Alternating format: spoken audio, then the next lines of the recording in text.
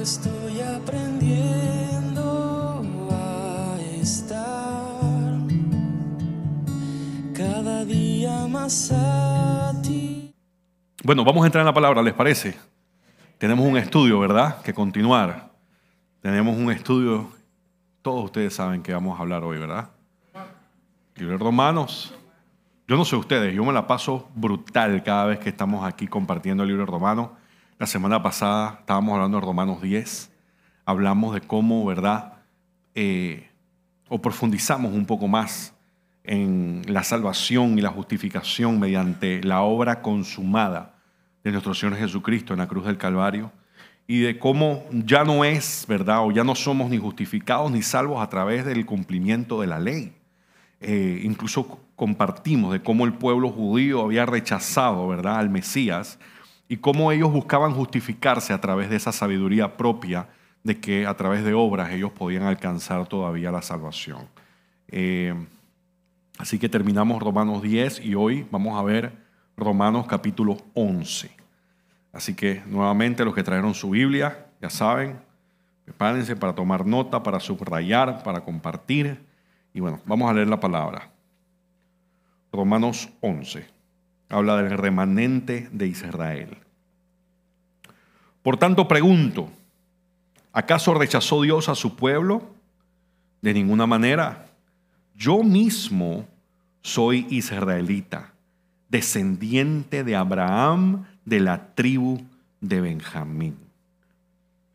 El apóstol Pablo, ¿verdad?, luego de haber hablado todo lo que sucede en el capítulo 10 de cómo el pueblo, los judíos a la época, ¿verdad?, habían negado a Cristo como el Mesías, cómo trataban todavía de adquirir la salvación y la justificación a través de obras y todo esto, y que eso era imposible de alcanzar.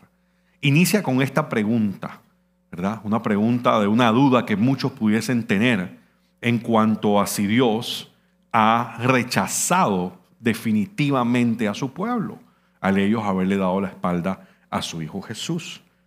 Y obviamente él también pregunta esto en base a si ese rechazo es parte, ¿verdad?, del plan de Dios o el diseño de Dios en cuanto a lo que se refiere a la predestinación.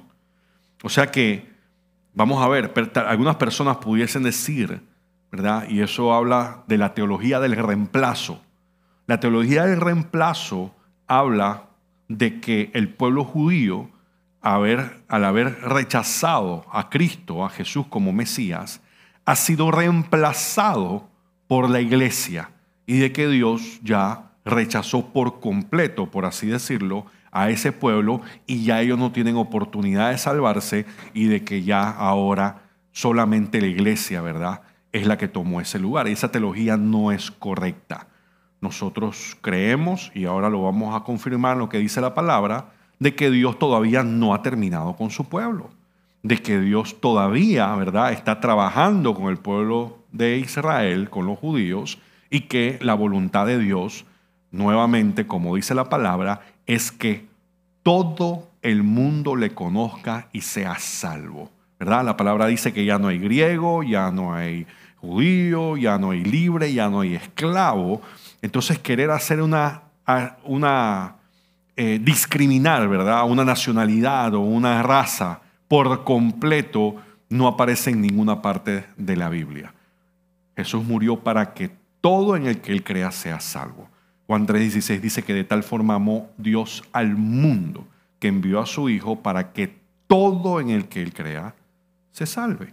Entonces, por eso Pablo responde, ¿verdad?, de manera enfática diciendo, yo mismo, ¿verdad?, yo también soy israelita.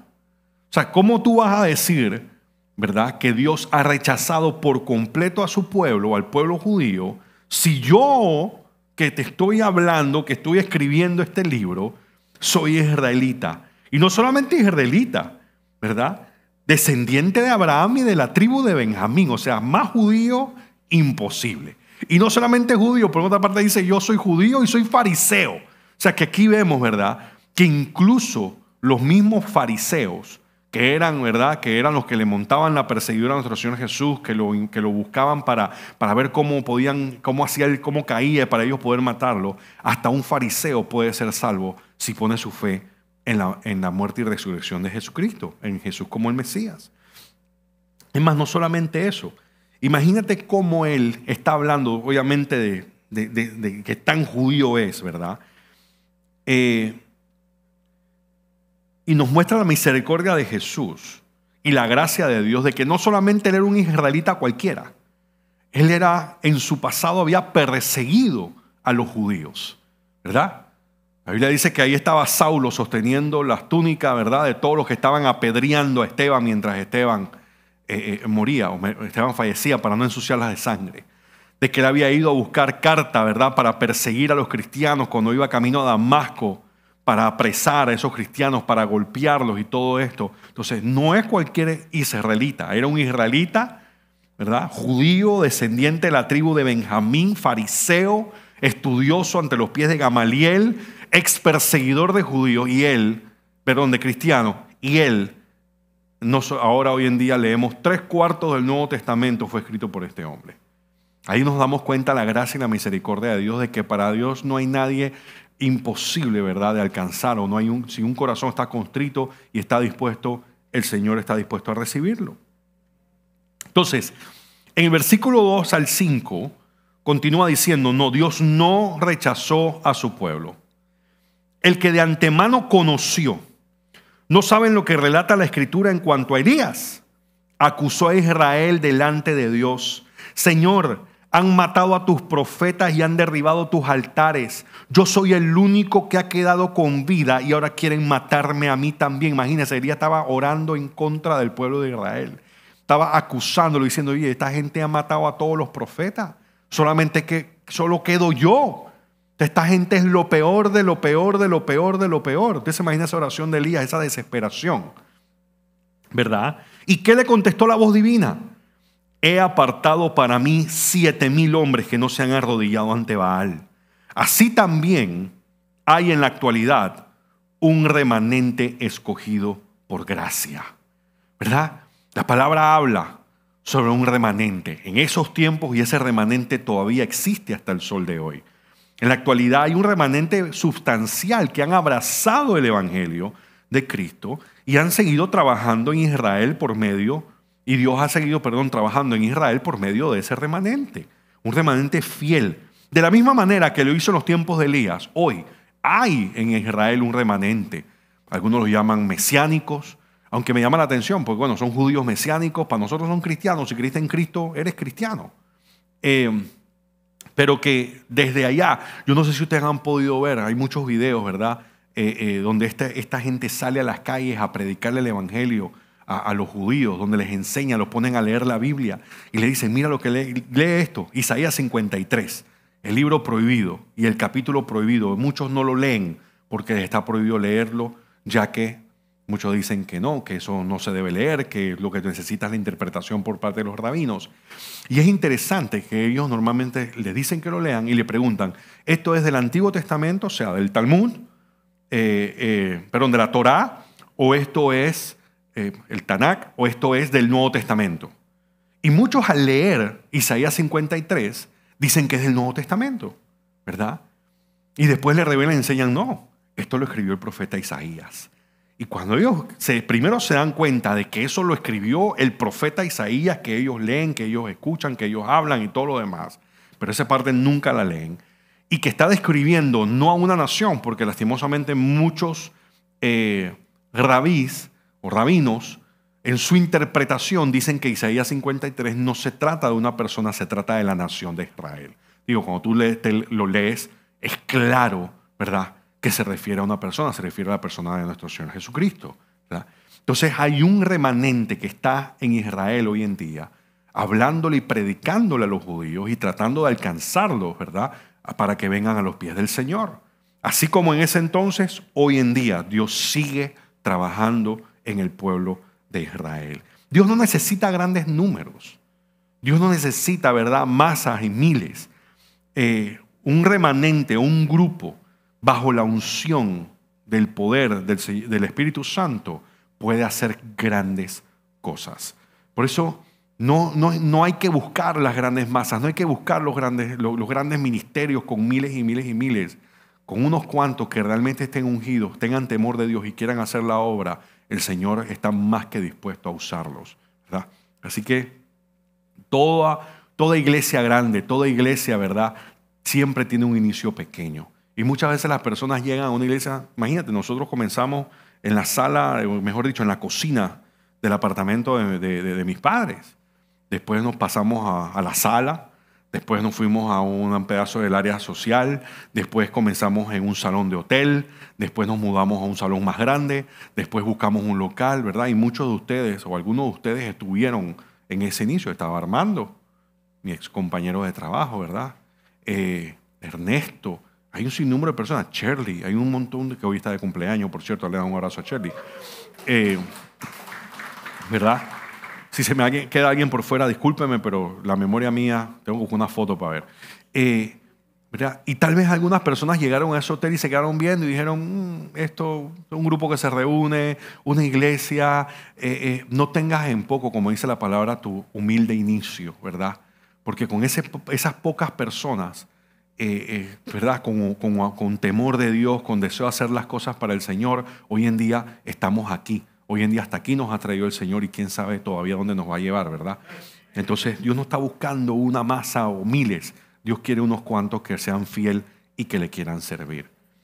Entonces, una cosa interesante, ¿verdad?, es que el cristianismo no es inclusivo. El cristianismo es exclusivo. Y tal vez me digan, pastor, pero usted ¿cómo puede decir eso si Cristo murió por todos? Claro que sí. Si bien es cierto, Cristo murió por todos, ¿verdad?, es exclusivo porque no todos le aceptan y todos le reconocen. Y esa es la parte excluyente del cristianismo. La parte excluyente no es que el Señor no quiere que tú no vengas a sus pies. La parte excluyente o la parte complicada por lo general es el corazón del hombre que no quiere aceptar a Cristo como su Señor y Salvador, ¿verdad? Muchas veces decimos, no, que el cristianismo es inclusivo. No, la verdad es que no es inclusivo, porque cuando tú realmente, para ser un seguidor de Cristo, para ser un cristiano de verdad, tú tienes que estar dispuesto a morir a ti, tienes que estar dispuesto a renunciar a tu viejo andanza, a tu estilo de vida, a un montón de cosas, ¿verdad? Lastimosamente hay personas que están aferradas al mundo, no quieren dejar su estilo de vida mundano o de pecado, ¿verdad? Y aún así quieren decir que son cristianos o que creen en Dios. Creen en Dios, todo el mundo cree en Dios.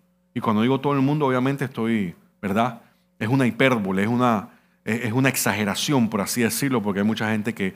Pero aún los ateos creen en Dios, porque la mayoría de los ateos realmente no son ateos porque no creen en Dios, sino que tienen ¿verdad? Odian a Dios. Y tú no puedes odiar algo que no existe.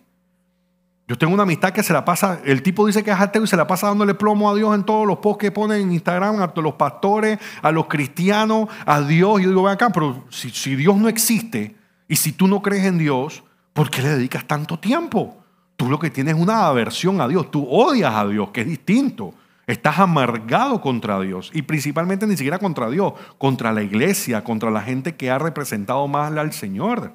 Pero tú no es que no crees en Dios, porque normalmente tú no pierdes tiempo hablando algo en lo que tú no crees, ¿verdad?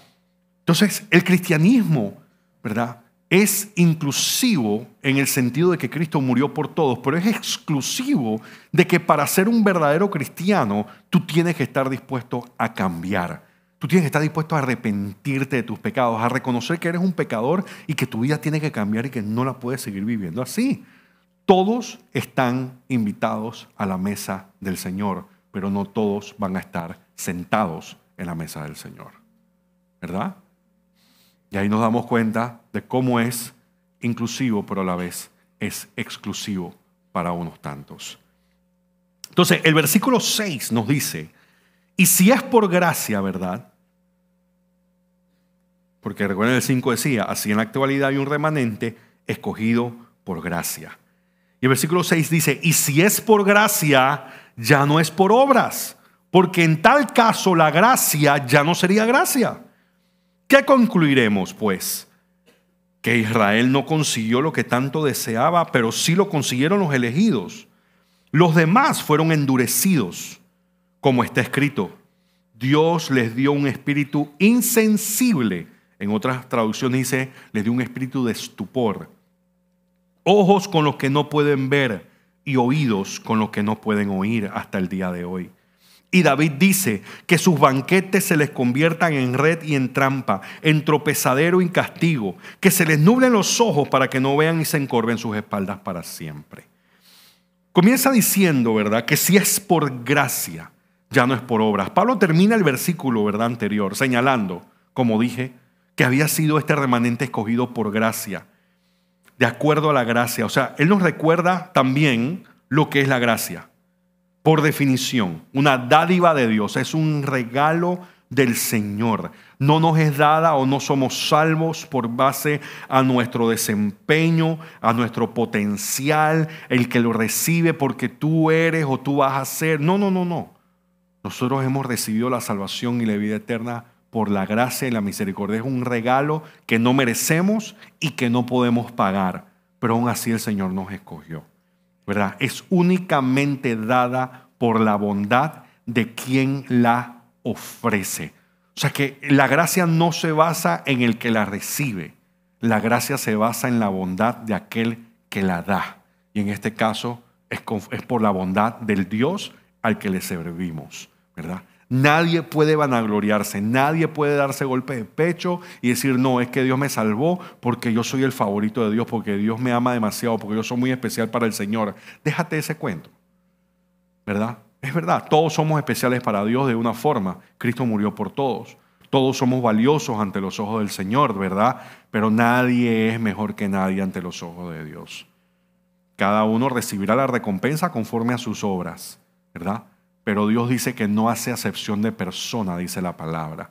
Por consiguiente, Cristo murió por todos, no por unos tantos. Entonces, obviamente nos explica que si es por obra, no es por gracia. Como principio, la gracia y las obras no van juntos. Si es por obra, no puede ser por gracia.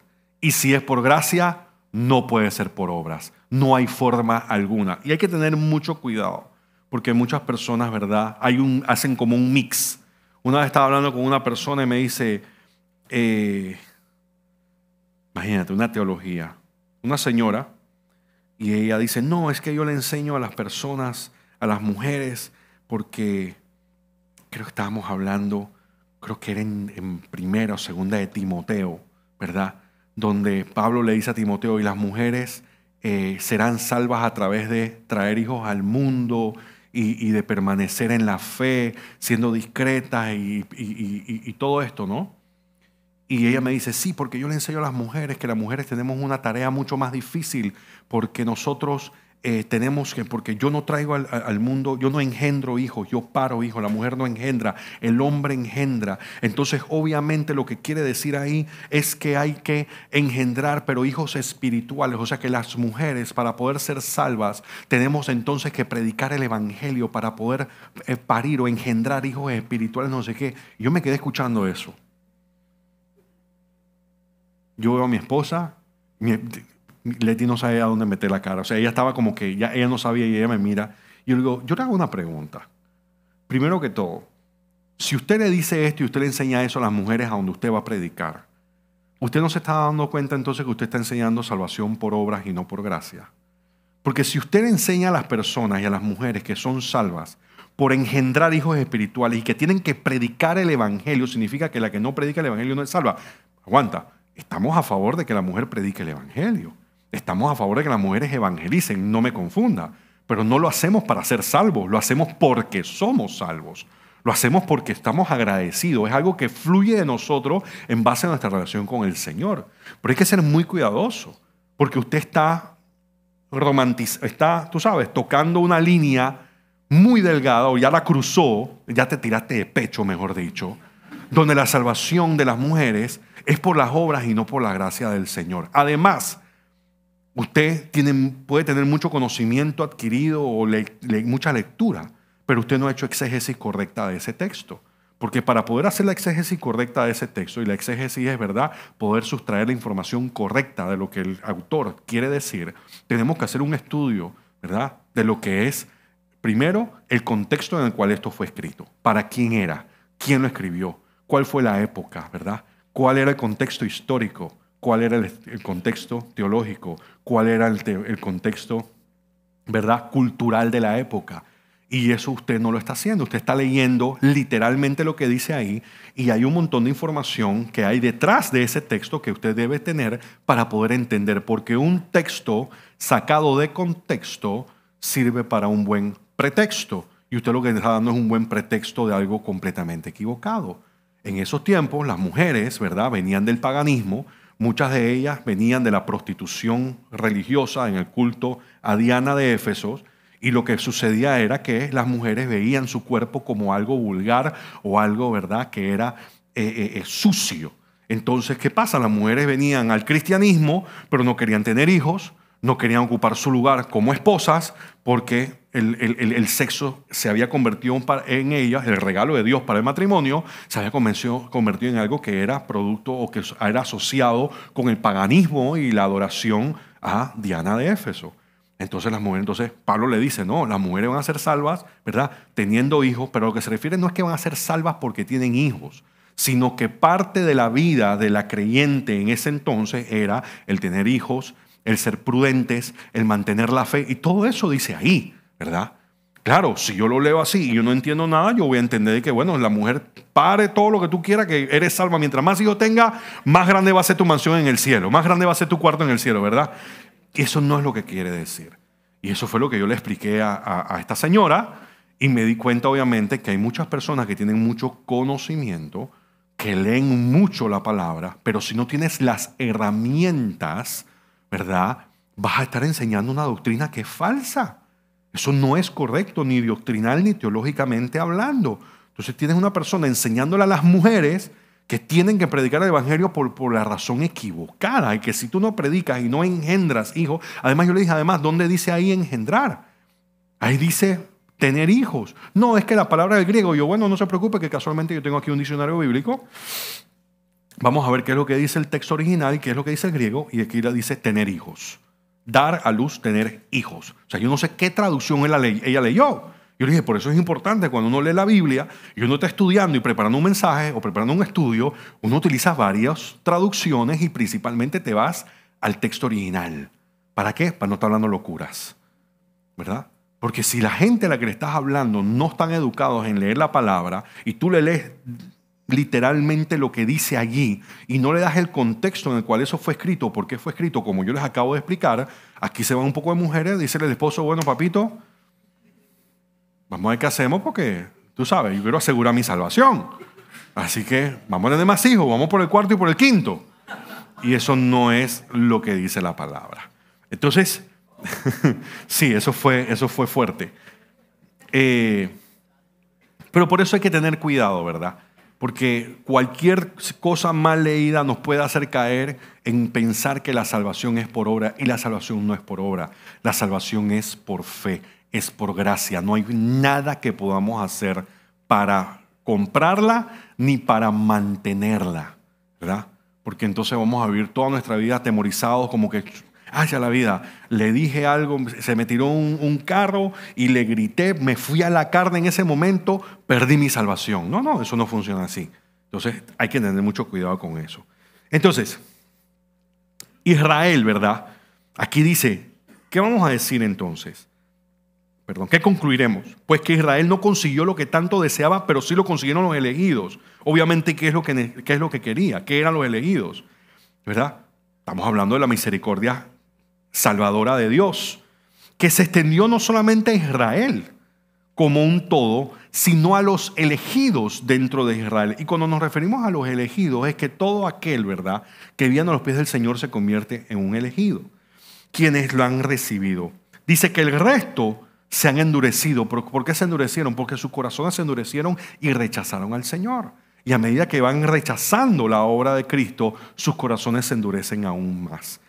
Miren lo que hablaba hace un momento, que habla sobre el espíritu de estupor o un espíritu insensible. Un escritor, Morris, habla de el espíritu de estupor o el espíritu de insensible a una actitud de muerte hacia las cosas espirituales. O sea, estás insensibilizados, si es correcta la palabra, ¿verdad? No tienes ningún tipo de mover, nada te mueve, nada, estás completamente adormecido o ciego a todo lo que tiene una naturaleza espiritual. O sea, la idea, ¿verdad?, es que esto sucede porque hay gente que está sentada cómodamente en su propio sentido de seguridad, que ese sentido de seguridad se ha convertido en su ruina. Cuando hablamos de algunos, estamos hablando del pueblo de Israel en ese momento, los judíos, porque ellos están tan seguros en su seguridad imaginaria de que ellos son el pueblo escogido, de que ellos están destinados a la eternidad con Dios, de que ellos nada los puede separar de Dios, que en esa falsa seguridad que ellos tienen, que es autopercibida o autoconcebida, ¿verdad?, el enemigo fácilmente se puede meter, como en efecto lo ha hecho, ¿verdad? Los judíos estaban tan seguros en su idea de ser el pueblo escogido, que esa idea fue exactamente lo que los arruinó.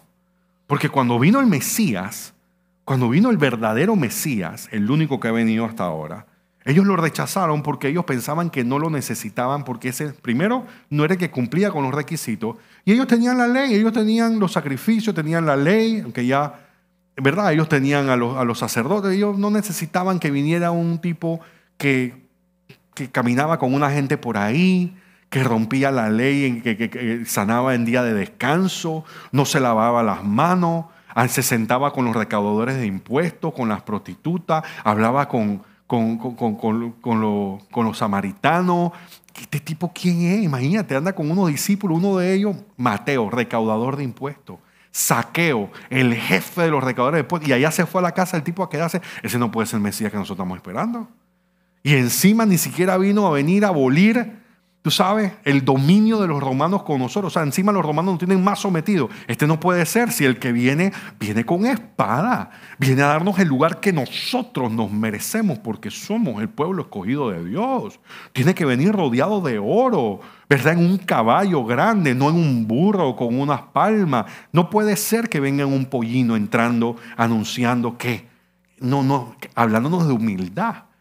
Hablándonos tú sabes, de todo lo que en ese momento estaba completamente lejos de sus corazones. Y esa fue exactamente su caída. Y sigue siendo su caída. Ellos son el pueblo de Dios. Por consiguiente, nosotros somos superiores y ustedes son inferiores. Y lastimosamente entendemos que no es así. Entendemos que el Mesías vino y lo rechazaron, pero Dios no ha terminado con ellos. El versículo 11, ¿verdad?, dice, ahora pregunto, ¿acaso tropezaron para no volver a levantarse? ¿Qué es lo que pregunta Pablo nuevamente? O sea, que ya cayeron y están fuera de la lista, ya están fuera del juego, por así decirlo, ¿verdad? Y la realidad es que no, ahora mismo están en la banca, el juego no se ha terminado. Ellos están sentados todavía en la banca, pero el juego no ha acabado y pronto los van a llamar al bate.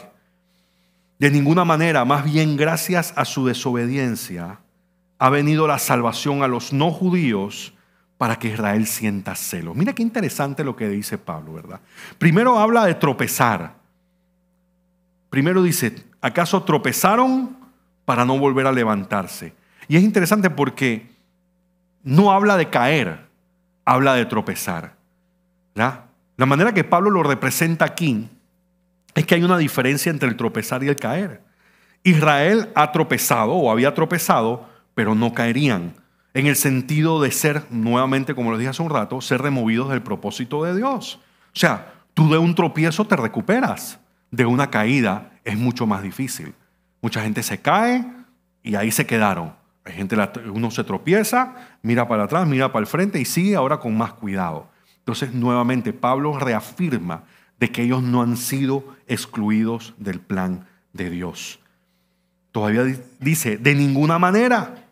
¿Qué significa esto? De que Dios, como dije, todavía está trabajando con ellos a través de un remanente hasta el día de hoy, pero Él quiere dejar claro que la mayoría de los de Israel que no pecan no están perdidos para siempre. O sea, todavía hay una esperanza para ese pueblo.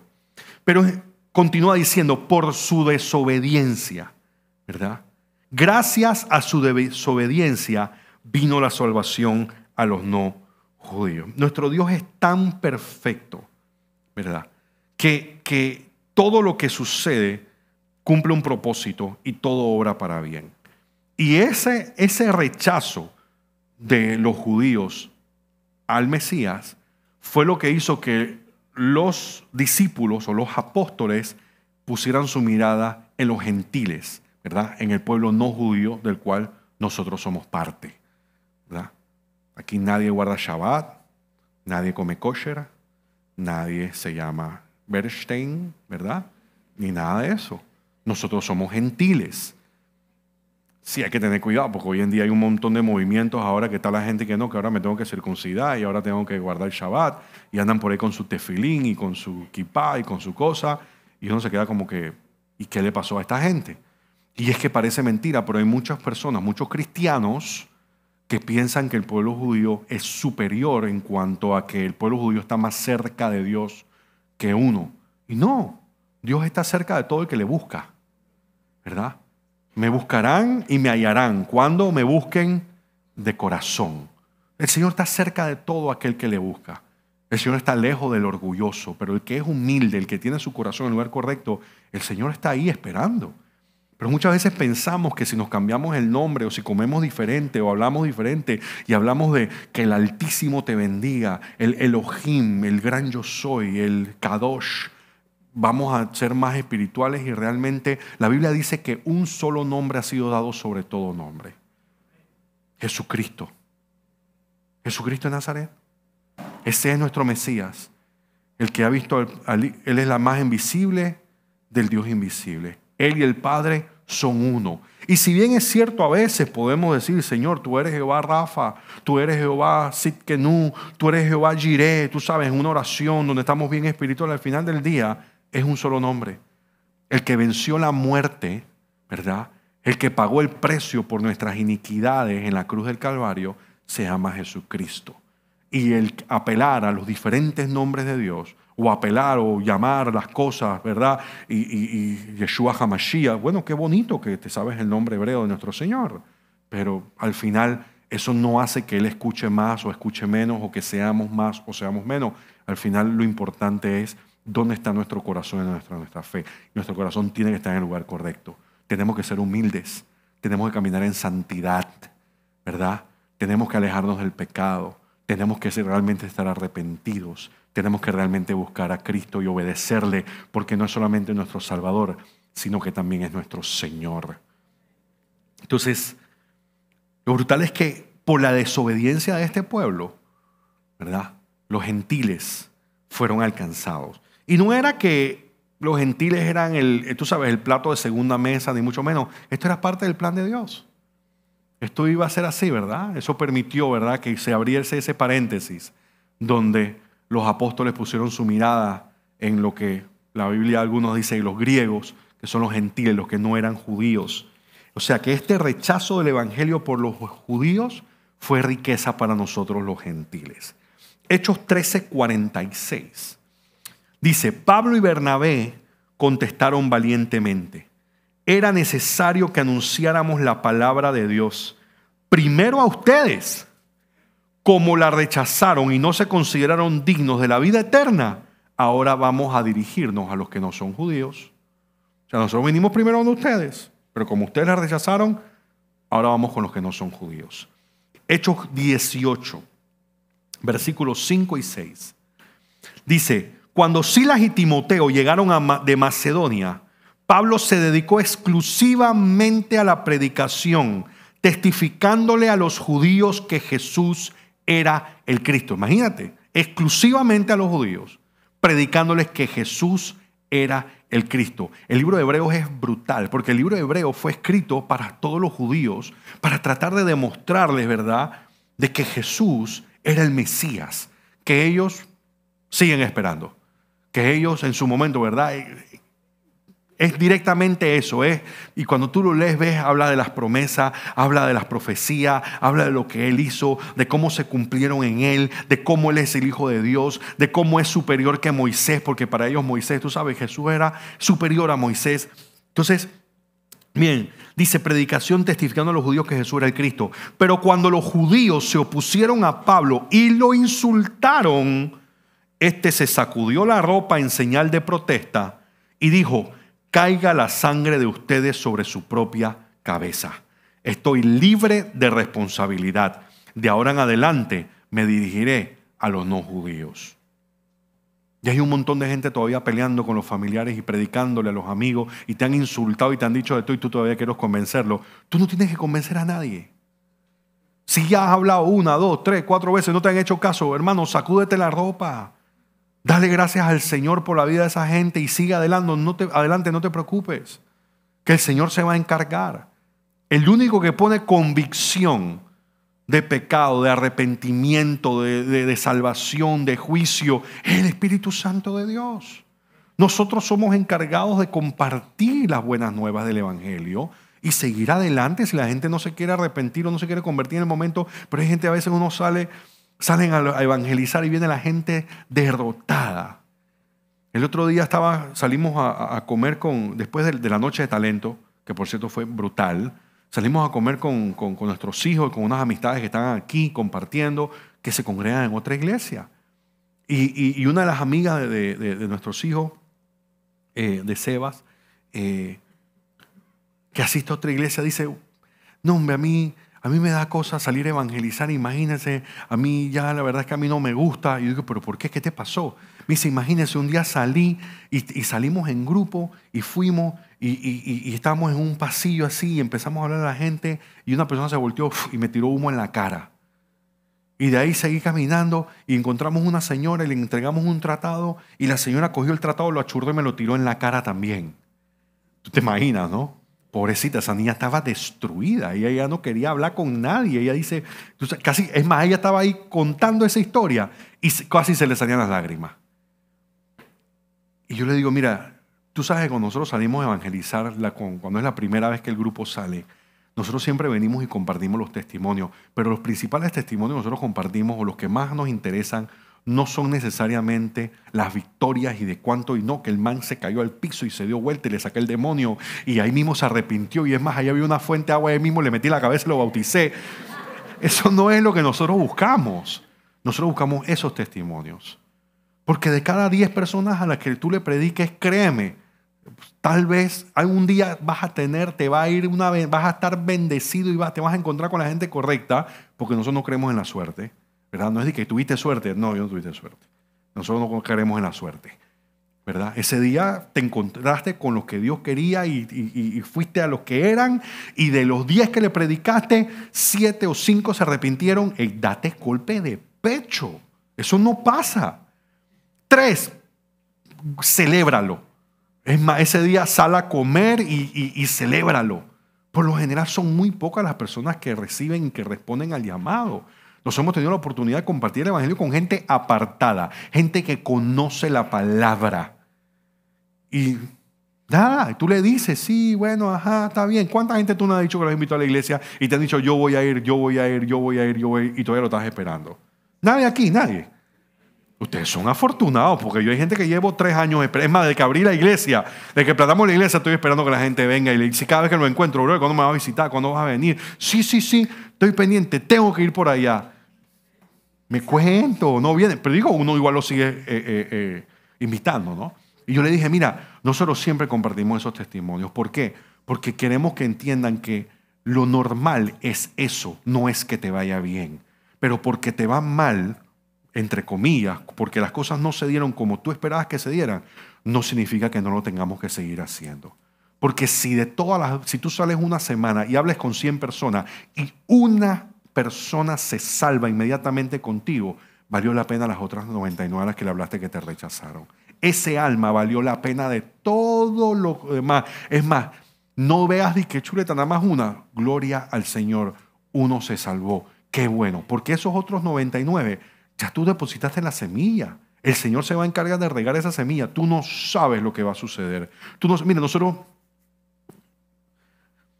hace muchos años yo salía cuando yo estaba más pelado, antes de que estuviese pastoreando, el pastor Carlos Morales tenía un centro de rehabilitación por allá por Calzada Larga. Y nosotros salíamos a buscar indigentes. En esos tiempos el municipio daba fondos a las iglesias que tenían centros de rehabilitación para que recogieran a los indigentes y los llevaran y los ayudaran a salir de las drogas. Entonces, en esos tiempos era a las malas. Llegó la batida y el que tú fueras encontrando, tú lo ibas recogiendo, lo ibas levantando, lo ibas montando al bus. Y bueno, bienvenido, te acabas de gastar unas vacaciones pagas, todos los gastos pagos en un resort, monta que tú vas para allá porque había que limpiar las calles, había que limpiar las avenidas. O sea, no había negociación, eso era secuestro. Ven acá, móntate. No, de verdad. Y yo andaba por ahí con unas esposas y ven acá, se ponía teso y yo, venga para adentro. Policía municipal, no sé qué, porque eso era una orden, era una ley que existía y había que hacerlo. Y tú sabes, los cuentos siempre, ¿no? Que este man, el que pasó, no, llegaron 20, 19 o vaina, los 20 se fueron, se cruzaron la cerca al día siguiente y se venían caminando a pie. Cuando viene la necesidad esa de consumir droga, la gente hace cosas increíbles. Pero un día, no me acuerdo ni dónde estaba, y un tipo se me acerca y me dice, varón, y yo, sí. ¿Tú te acuerdas de mí? No. Debo ser honesto, debo ser sincero, como lo decir que sí, yo no me acuerdo. Y todavía me pasa, hay gente que usted se acuerda de mí. Hermano, hazme una pregunta más fácil, por favor, porque la verdad es que yo no me acuerdo ni lo que desayuné ayer, me voy a acordar de ti. Es más, ahorita no me acuerdo si desayuné. Y no, yo me llamo fulano de tal, ¿usted se acuerda? Yo estaba un día así, por el restaurante La Cascada en la avenida Balboa, y usted me recogió, me montó. Bueno, quiero que sepa que gracias a eso yo me rehabilité, estoy de vuelta con mi esposa, estoy con mi familia, tengo no sé cuánto tiempo sin consumir, estoy sirviendo esto. Y fue como que, wow, qué brutal, gloria al Señor. Uno, pero ese uno hizo que valiera la pena todas las carreras, todos los insultos, todo esto, todo lo otro, porque si uno se salva, mira, si tú sales a la calle y tú predicas con que uno se salve, valió la pena, porque ¿cuánto vale ese alma? Cuando hicimos la actividad en la avenida Balboa, ¿verdad? Hay esperanza, hay una esperanza. Y yo lo decía, no se fijen en la cantidad de gente que viene. Queremos que vengan miles, gloria a Dios que vengan miles. Pero al final no se trata de cuántos vienen. Yo he visto cruzadas en África donde hay 300,000 personas gritando y bailando y levantando la mano y no sé qué. Y hay sanidades y hay prodigios y hay milagros. Y cuando tú vienes a la semana siguiente, ¿dónde está esa gente? Porque en teoría, si toda esa gente se convirtió, no, alcanzamos 250,000 almas para Cristo en Botsuana, alcanzamos 300,000 en Nigeria, alcanzamos 250,000 en Ruanda. Y uno se queda, wow, qué brutal. ¿Dónde está esa gente? Porque si tú alcanzaste 300,000 en Ruanda hace 2 años, ya hoy Ruanda debe ser salva completamente. Ya todo África tiene que ser cristiano, ¿verdad? Todo África tiene que ser es más, el cielo tiene que estar en África ahorita mismo así manifestado. Jesús en el trono, los manes viviendo, echando cuenta con los ángeles, esperando que nosotros abramos nuestros ojos y nos demos cuenta de lo que está pasando. Pero no es así.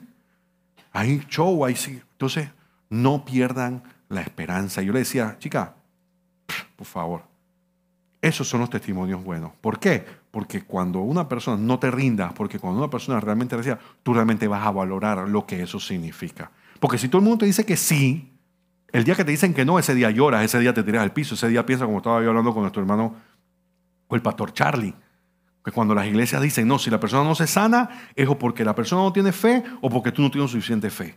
Entonces, el día que yo oro por un enfermo y no se sana, ese día me frustro. ¿Qué está pasando? No estoy orando suficiente. No, ese día no se sanó porque Dios no le dio la gana de sanarlo, porque Dios es soberano. Y esa persona no está ahorita mismo, Dios está trabajando en ese alma. Entonces, no se trata de que si la persona tiene fe, yo no tengo fe. No, se trata de la soberanía de Dios. Yo tengo fe, yo oro por ti, pero al final el que sana y el que decide lo que va a suceder es el Espíritu Santo, no nosotros. Pero eso no significa que vamos a dejar de orar por la gente, ¿verdad? Aunque no vamos a la sanidad, 2 o 3 veces oramos por la persona. Gloria, hermano, sigo creyéndole al Señor que Dios va a hacer la obra en ti. Te amo y voy a seguir orando por ti. Aunque no la veamos ahora, yo sigo creyéndole al Señor. Y tranquilo, no ha pasado nada. Al final del día, el Señor es fiel y Él va a hacer lo que Él quiera hacer. Y todo obra para bien. Entonces, como decía hace un rato, no fue que los judíos rechazaron al Mesías, a Jesús. ¿verdad? Que entonces provocara que los no judíos fuéramos salvos, sino que dio más oportunidad para que el evangelio entonces fuese predicado a los gentiles y que muchos gentiles tomasen ventaja de esa oportunidad. Y es interesante porque Pablo dice, para que Israel sienta celos, ¿verdad? Y nosotros entendemos que los celos no es algo positivo, pero en este caso habla como de un celo santo, ¿verdad? Es el deseo de Pablo de que los judíos fuesen movidos a buscar de Cristo, a buscar esa salvación, ¿verdad? En Cristo, viendo lo que nosotros tenemos. Y es importante, porque muchas veces, se me acabó el tiempo, voy a cerrar con esto, muchas veces este versículo lo pasamos de largo y no nos damos cuenta lo importante que debe ser para nosotros los creyentes. Porque da mucho pesar que, así como cuando Israel rehusó o rechazó la salvación, mejor dicho, ¿verdad? Cuando esta le fue ofrecida, así muchas veces nosotros los creyentes rechazamos la oportunidad de hacer de hacer que el pueblo de Israel tenga celos de lo que nosotros tenemos. Escúcheme lo que quiero decir. Pablo decía que él quisiera que su pueblo sintiera celos para que fuese movido a la salvación producto de ese celo. Nosotros, como creyentes, tenemos la responsabilidad de hacer que el pueblo judío sienta celos de lo que nosotros tenemos. Pastor, ¿cómo así? El celo no viene de parte de Dios. Este celo sí. Es como la tristeza del mundo trae muerte, más la tristeza de Dios trae salvación. Muchas veces nosotros vemos en el pueblo judío, de alguna forma, hay dos extremos. O lo menospreciamos, lo ignoramos, lo odiamos, etc. Me refiero al pueblo cristiano. Hay gente, no, que ustedes crucificaron a mi Señor, y odio y una serie de cosas. Pero por otro lado hay una corriente en las iglesias donde ponen al pueblo judío como en un pedestal de superioridad espiritual que los cristianos. Y como ellos son superiores y como son el pueblo escogido, no les predicamos el evangelio. No les hablamos de Cristo, ¿verdad? No tienen la oportunidad de ver lo que nosotros, los hijos de Dios, y digo nosotros los hijos de Dios porque la Biblia dice que los que recibieron a Jesús se le da la potestad de ser llamados hijos de Dios. La Biblia dice, nosotros somos hijos de Abraham, mas la Biblia dice que los hijos de Abraham ahora no son por nacimiento, son producto de una promesa, son hijos espirituales. Nosotros hemos sido adoptados y ahora somos hijos de Abraham. Cuando ellos venían a donde Jesús decía, nosotros somos hijos de Abraham, Jesús decía, ustedes son hijos de su padre el diablo. Eso es lo que Jesús les decía. Ustedes son hijos de su padre, el diablo. No me vengan aquí con cuentos de que Abraham, que qué. Y nosotros tenemos esa responsabilidad y la damos por alto. Vemos judíos y no le predicamos a Cristo. Los vemos como que no, ellos son intocables, ellos tienen un puesto superior, ellos son el pueblo escogido y todo, y tenemos que no, sí, Shabbat Shalom, mi hermano, sí, que Dios te bendiga, que te vaya bien y no sé cuánto. Y no los confrontamos y no le hablamos de Jesús. Le predicamos a cualquier otro, le predicamos al musulmán, al hindú, pero a los judíos no le queremos predicar porque pensamos que ellos, y quiero que sepan, no son salvos. Porque la salvación, como lo hablamos la semana antepasada, en Romanos 10, no es justificación por obras ni por el seguimiento o acatar la ley, que no la pueden acatar porque no la están acatando al 100%, es imposible. La salvación es por la fe puesta en Jesucristo como su Señor y Salvador. Y nosotros tenemos la obligación y la responsabilidad de predicarles Cristo resucitado, crucificado y resucitado a ese pueblo. No es para que nos sintamos superiores a ellos. No es para que sintamos, tú sabes, que ellos son menos. No, ellos necesitan escuchar el evangelio tanto como nosotros lo necesitamos escuchar siempre. Y en algún momento necesitamos escucharlo para poder ser salvos. Por eso estamos aquí hoy, porque hemos sido salvos, porque fuimos rescatados. Ellos también necesitan ser rescatados. Pero ¿cómo van a creer si nadie les predica? Si nadie les habla. Si los tenemos como que no, estos manes, no, ese es el pueblo está perdido. porque dieron su espalda al Señor y necesitan escuchar de Cristo. Y por eso, así como hay un remanente allá en Israel ahora mismo predicando a los judíos, aquí todos conocemos a alguien judío. Panamá está lleno de pueblo judío y no les predicamos. Muchas veces queremos vernos como ellos, queremos hacer las cosas como ellos, queremos adorar a Dios como ellos y no entendemos que ellos están todos perdidos y necesitan a Jesús. Muchas veces pasamos de largo ese versículo, que ojalá sean llevados y por celo se conviertan. Pero ellos tienen que sentir celo ¿de quién?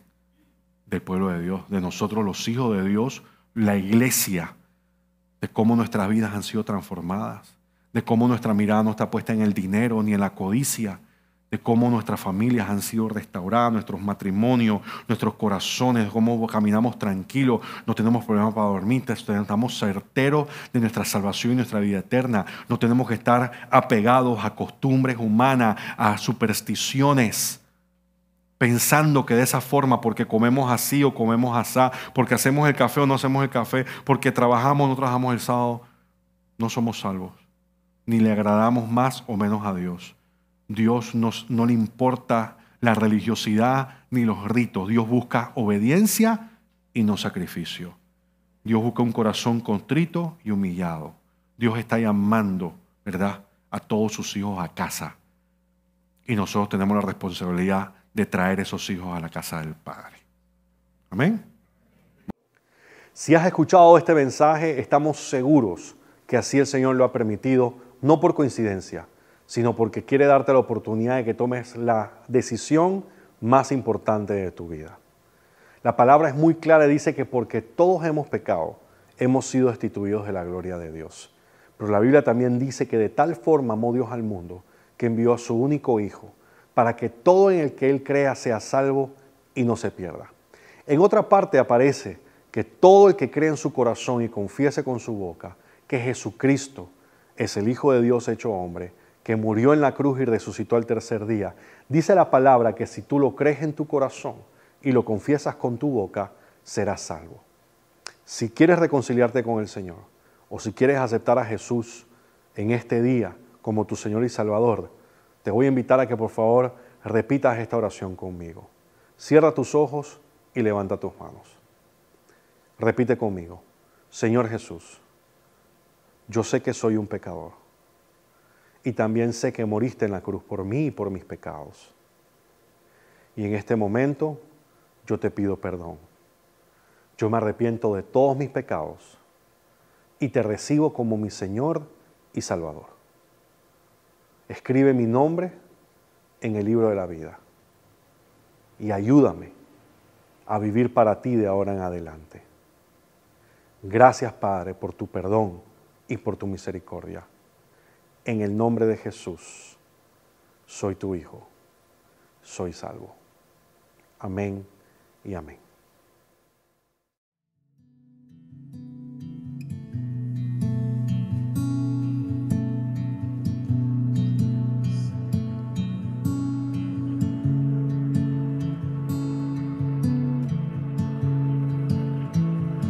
Yo estoy aprendiendo a estar cada día más